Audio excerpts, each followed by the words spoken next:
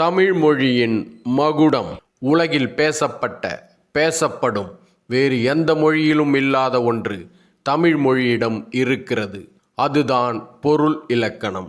அதிலும் அகப்பொருள் இலக்கணம் என்பதோ தமிழ் மொழியின் மகுடமாக திகழ்வதாகும். உலகில் வேறு எந்த மொழியிலும் இல்லாத இந்த அகப்பொருள் அப்படி என்னதான் சொல்கிறது? இந்த உலகில் தோன்றிய உயிரினங்கள் ஆணும் பெண்ணுமாய் படைக்கப்பட்டதால் தான் காதல் என்ற ஒன்றே தோன்றியது. இருப்பினும் மற்ற உயிரினங்களை விட மனித இனத்துக்கு இந்த காதல் உணர்வு அதிகமாக இருப்பதற்கு காரணமாக அமைந்தது அவனது ஆறாவது அறிவே ஆகும். மனம் என்பதுதான் அந்த ஆறாவது அறிவை ஆட்டி வைக்கிறது. மனதை கொண்டதால் தான் மனதன் என்றும் மனதி என்றும் பெயர் பெற்று அதுவே மனிதன் என்கிற பொது பெயரானது. மாந்தன் என்பதுதான் மனிதனானது என்பதெல்லாம் பின்னால் வந்தது.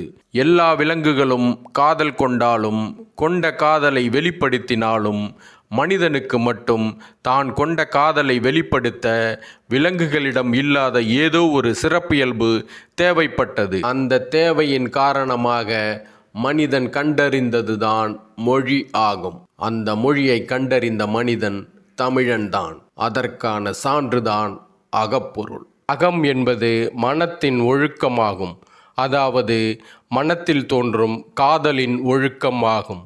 இங்கு ஒழுக்கம் என்பது கட்டுப்பாடு அல்ல, வழிமுறையே ஆகும். அகப்பொருள் உலகத்தில் காதலிக்கும் ஆண்தான் தலைவன், பெண்தான் தலைவி.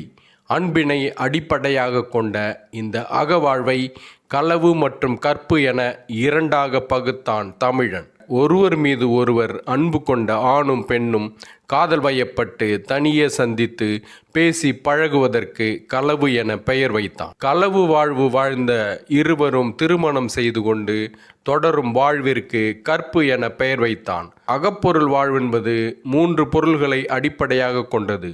முதற் பொருள், கருப்பொருள், உரிப்பொருள் என்பதுதான் அந்த 3ம். முதற் பொருள் என்பது நிலமும் காலமும் ஆகும். கருப்பொருள் என்பது வாழும் மக்கள், அவர்களின் தெய்வம், அவர்களின் தொழில், உணவு, அவர்கள் வாழ்விடத்தில் உள்ள மரங்கள், பறவைகள், விலங்குகள், நீர்நிலை முதலியவற்றை குறிப்பதாகும். அவர்கள் பயன்படுத்தும் இசைக்கருவிகள் மற்றும் பாடும் தமிழிசை பண்களும் கூட கருப்பொருள்கள்தான்.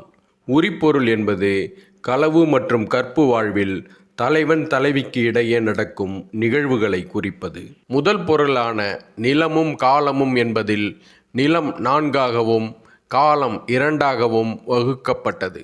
குறிஞ்சி, முல்லை, மருதம், நெய்தல் என்கிற 4 நிலங்களின் விளக்கங்கள். வானில் நகரும் மழை மேகங்கள் உயர்ந்த மலைகளால் தடுக்கப்பட்டு மழையாக பொழிந்து அருவிகளை உருவாக்குகிறது.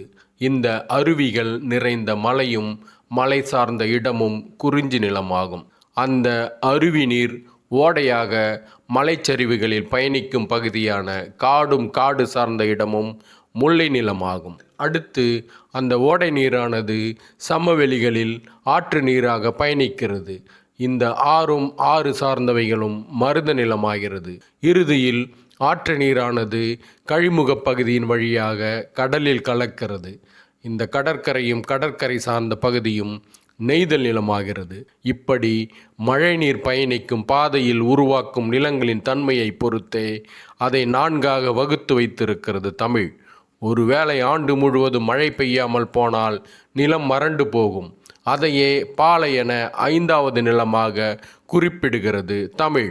மற்றொரு முதல் பொருளான காலத்தை சிறு பொழுது பெரும்பொழுது என 2ஆக பிரித்திருக்கிறது தமிழ். சிறு பொழுது எனப்படுவது ஒரு நாளையும் அதன் 6 பிரிவுகளையும் குறிக்கிறது. வைகறை, காலை, நண்பகல், ஏற்பாடு, மாலை, யாமம் என்கிற 6ம் தான் ஒரு நாளின் பிரிவுகளாகும். இதில் ஏற்பாடு என்பது கதிரவன் மறையும் பொழுதை குறிக்கிறது. மாலை என்பது கதிரவன் மறைந்த பிறகு வெளிச்சம் முற்றிலும் மறைந்து இருள் சூழும் வரையிலான பொழுதை குறிக்கிறது. யாமம் என்பது இரவு பொழுதை குறிக்கிறது. பெரும்பொழுது என்பது ஓர் ஆண்டையும் அதன் 6 பருவங்களையும் குறிக்கிறது. ஆண்டின் 6 பருவங்கள்: கார்காலம் மழைக்காலமான ஆவணி, புரட்டாசி; கூதிர்காலம் குளிர்காலமான ஐப்பசி, கார்த்திகை; முன்பனி மார்கழி, தை; பின்பனி மாசி, பங்குனி; இளவேனில் சித்திரை வைகாசி, முதுவேனில் ஆனி ஆடி. ஆண்டின் முதல் பருவமான கார்காலம் தொடங்கும் ஆவணி முதல் நாள்தான் தமிழ் புத்தாண்டாக தொல்காப்பியர் வாழ்ந்த காலத்தில் கொண்டாடப்பட்டிருக்கிறது.